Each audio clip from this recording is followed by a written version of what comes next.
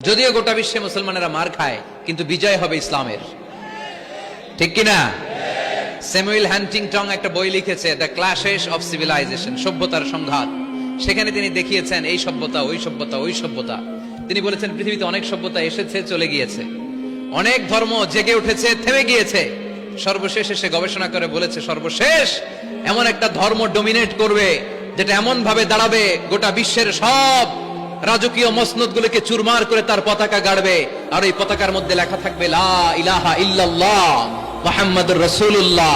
এই ইসলামের বিজয়, এটাকে আর কেউ থামায় রাখতে পারবে না। জোরে কোন ঠিক কিনা? গোটা বিশ্বে সবচেয়ে বেশি নির্যাতিত মুসলমানেরা, ঠিক কিনা? কাশ্মীরে মাইর খায় কে? মুসলমান। ফিলিস্তিনে মাইর খায়, ইরাকে মার খায়, তারপরে মায়ানমারে মার খায়, বাংলাদেশেও মার খায়, চীনের উইঘরে মার খায়। গোটা বিশ্বে মুসলমানেরা মার খায়, কিন্তু সব ধর্মের লোকেরা তাদের ধর্ম রেখে দিয়ে ইসলাম ধর্মের ভেতরে ঢুকে যাচ্ছে। সুবহানাল্লাহ। ইউরোপ আমেরিকাতে এর ধারাবাহিকতা বাড়ছে, প্রতিনিয়ত কালিমা পড়ে লোকজন মুসলমান হচ্ছে। যুবক যুবক ছেলেরা এখন টাকনুর নিচে আর কাপড় পরে না, উপরে কাপড় পরে। তারা দাঁড়িয়ে দাঁড়িয়ে দাড়ি রাখা, টাকনুর উপরে কাপড়, ছোট্ট কোরআনের কপি নিয়ে আর গেঞ্জি পরে দাঁড়ায়। গেঞ্জির পেছনে লেখা থাকে মোহাম্মদ, MUHAMMAD। কি হয়?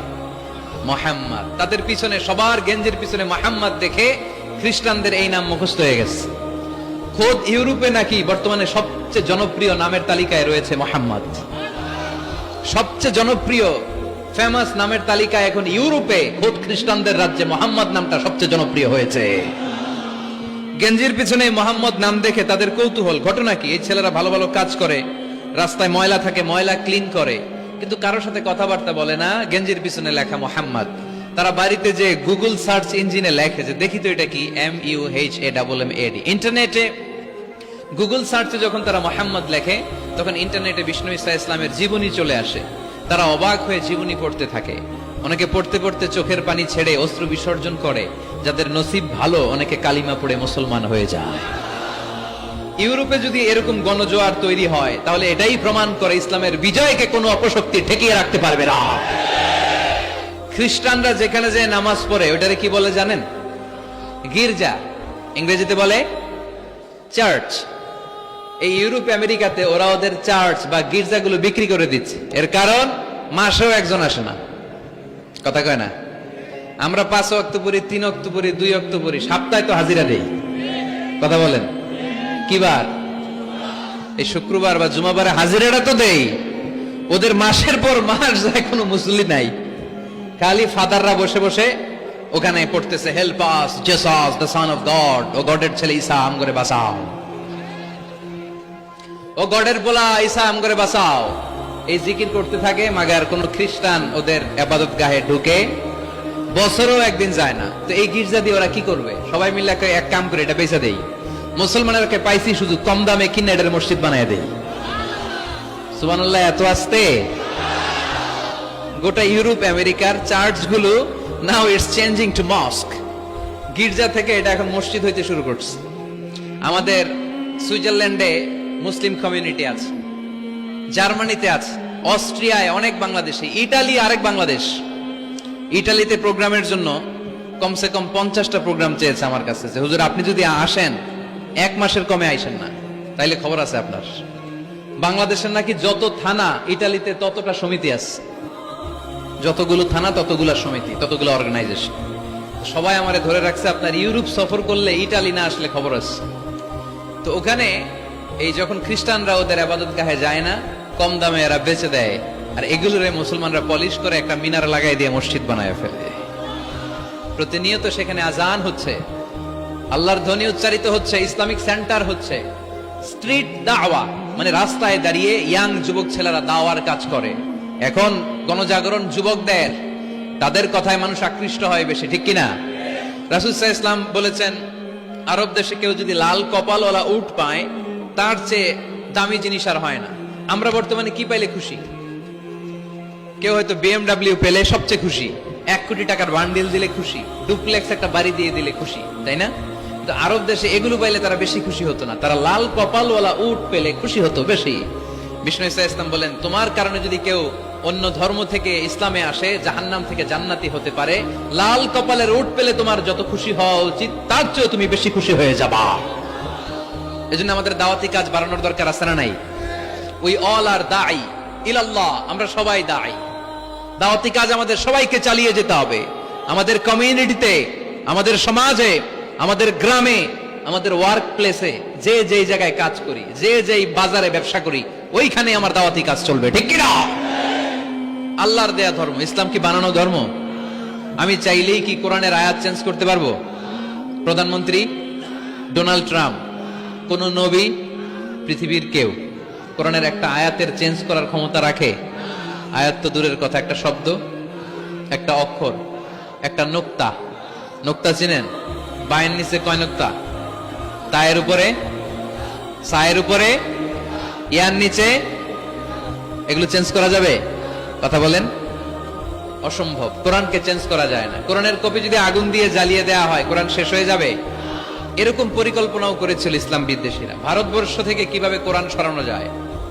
তারা প্ল্যান করলো ভারতের কোরআনগুলোর মধ্যে আগুন ধরাই দিবে, তাহলে কোরআন শেষ। তাহলে কি কোরআন শেষ? তারা রিপোর্ট পাঠালো ইংল্যান্ডে, no, it's completely wrong, because they don't just write down the holy Quran in printed copy, they memorize the verses of Quran in their own hearts. তারা শুধু কাগজে কোরআন লিখে ছাপাখানায় ছাপায় না, তারা হেফজখানায় পড়ে পড়ে পড়ে পড়ে সিনার ভিতরে কোরআন ঢুকিয়ে রাখে। যদি আগুন লেগে ধ্বংস হয়ে যায়, ধ্বংস হয়ে যায়, যদি আগুন লেগে যায় পুড়ে যায়, পৃথিবীর সব বইয়ের দোকান, বিশ্ব থেকে হারাবে না পবিত্র কোরআন, বিশ্ব থেকে হারাবে না পবিত্র কোরআন। সুবহানাল্লাহ পড়েন। কোরআনকে দূর করা সম্ভব না। এই কোরআনকে নাজিল করেছে কে? এজন্য এই ধর্মের বৈশিষ্ট্য হচ্ছে রব্বানি। এটা রবের দেয়া, এটা মন মস্তিষ্ক প্রসূত বানানো কোনো মতবাদ নয়। এই ধর্মটাকে আল্লাহ নিজের ধর্ম বলেছেন। আল্লাহ ইসলামকে বলেছেন দীনুল্লাহ। ইসলামকে কি বলেছে? ওয়ারাইতান নাস ইয়াদখুলুনা ফি দীনিল্লাহি আফওয়াজা। নবী আপনি দেখবেন লোকজন বানের পানির মতো কালিমা পড়ে আমার ধর্মে ইসলামে প্রবেশ করেছে। এটা আল্লাহর ধর্ম, রব কেন্দ্রিক। এজন্য আমরা যাই করি, যে দোয়াই করি, ওই দোয়ার শুরুতে রব আছে না নাই? আমরা যখন বলি আল্লাহ দুনিয়ার কল্যাণ দাও, আখিরাতের কল্যাণ দাও, আমরা দোয়াটা শুরু করি রব দিয়ে। কি দিয়ে?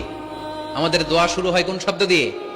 রব্বানা আতিনা ফিদ দুনিয়া হাসানাতাও ওয়া ফিল আখিরাতি হাসানাতাও ওয়া কিনা আযাবান নার। দোয়ার শুরুতে রব আছে না নাই?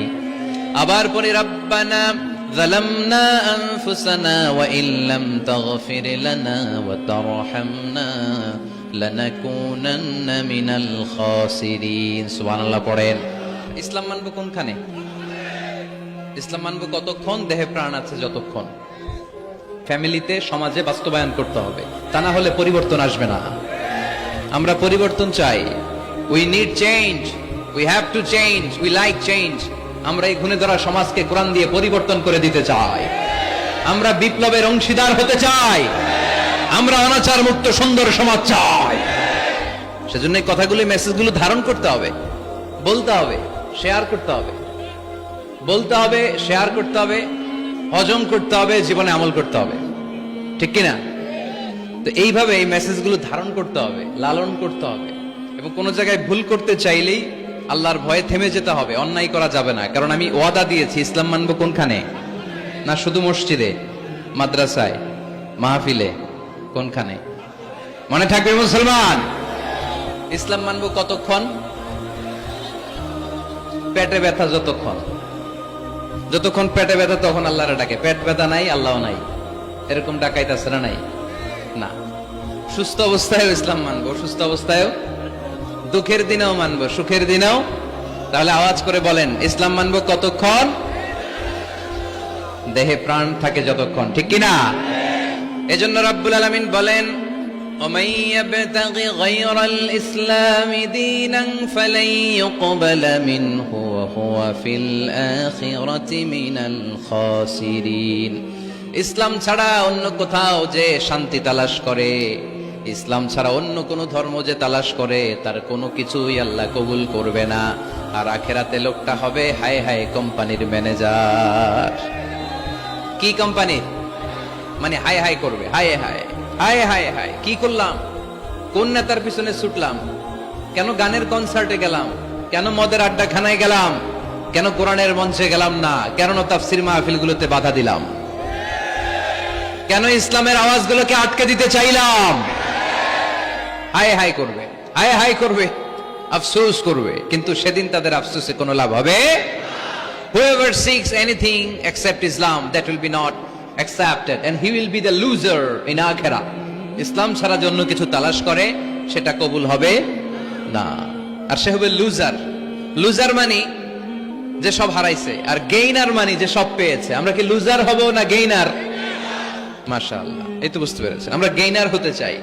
যারা জান্নাতে ঢুকতে পারে তারাই গেইনার, ঠিক কিনা?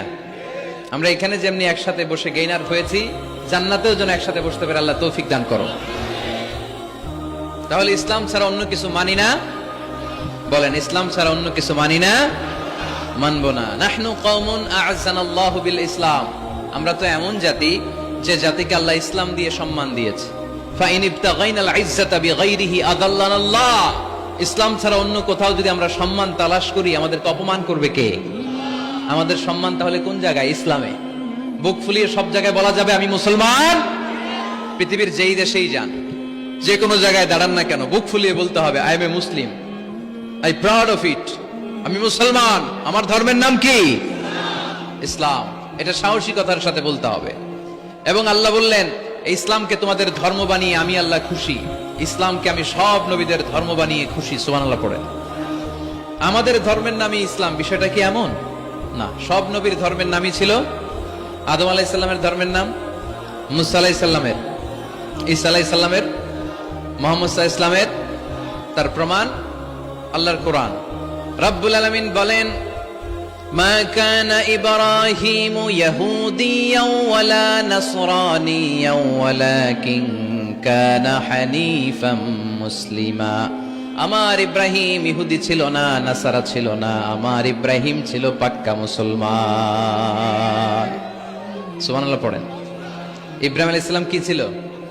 পাক্কা মুসলমান। তো ওনার ধর্মের নাম যদি ইসলাম না হতো উনি মুসলমান হইতে পারতেন? জোরে বলেন। তার মানে সব নবীদের ধর্মের নাম কি? ইসলাম। কিন্তু মজার ব্যাপার হলো কোন নবীর সময়কালেই আল্লাহ তাআলা ইসলামকে পরিপূর্ণ করেন নাই, করেছেন আমাদের নবীর সময়ে। পড়েন সুবহানাল্লাহ। দিনটা ছিল জুমাবার, আরাফার ময়দান। বিশ্বনবী ভাষণ দিচ্ছেন। ইন দ্য মিন টাইম আল্লাহ তাআলা কালামুল্লাহ মাজিদের আয়াত নাজিল করলেন।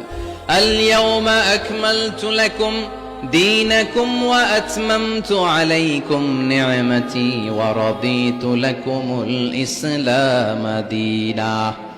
আজ আমি তোমাদের নিয়ামতকে পরিপূর্ণ করলাম, ইসলামকে পরিপূর্ণ করে দিলাম, কমপ্লিট করে দিলাম। ইসলামকে তোমাদের ধর্ম হিসেবে নির্ধারণ করে আমি আল্লাহ খুশি হয়ে গেলাম। সুবহানাল্লাহ পড়ে। ইসলামকে আমাদের ধর্ম বানিয়ে খুশি কে? কিন্তু আমরা তো খুশি না। আমরা খুশি? কথা বলেন।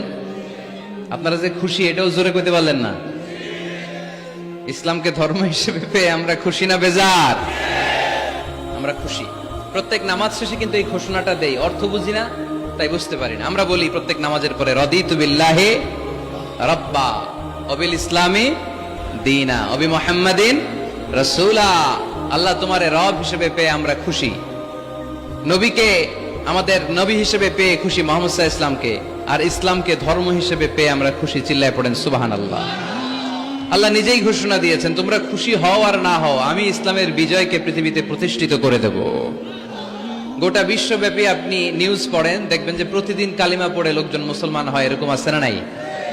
এই ইসলামের জয় জয়কার দেখে ইসলাম বিরোধীদের আজকে মাথা গরম, এদের মাথা গরম। এরা চায় না ইসলামের বিজয় হোক। মানুষ পঙ্গপালের মতো ইসলামের দিকে ছুটে চলেছে, ধাবিত হচ্ছে, ঝাঁপিয়ে পড়ছে, ইসলাম এগিয়ে যাচ্ছে, ভিক্টরি সাইনের দিকে ইসলাম ধাবিত হচ্ছে। এটা ওদের সহ্য হয় না। চিল্লায় বলেন ঠিক কিনা? আল্লাহ বলেন তোদের সহ্য হোক আর না হোক, ইসলামের বিজয়কে আমি পৃথিবীর মধ্যে প্রতিষ্ঠিত করে দেবো। জোরে কোন ঠিক কিনা? ইন্নাল্লাহা যাওয়ালি আল আরদা, আল্লাহ তাআলা পৃথিবীকে আমাকে ছোট করে দেখালেন। বিশ্বনবী বললেন ফারাইতু মাশারিকাহা ওয়া মাগারিবাহা, আমি পৃথিবীর প্রাচ্য পাশ্চাত্য সবটা দেখেছি, আর আমি নবী যতদূর দেখেছি ততদূর আল্লাহু আকবারের ধ্বনি পৌঁছে দিবে কে? কেউ ঠেকায় রাখতে পারবে? পারবে না। এজন্য ইসলাম পেয়ে আমরা খুশি না বেজার? ইসলাম হচ্ছে সময়ের অপরিহার্য বাস্তবতা। আপনি যদি সমাধান চান জীবন সমস্যার, ইসলামের ভেতরে সমাধান আছে না নাই?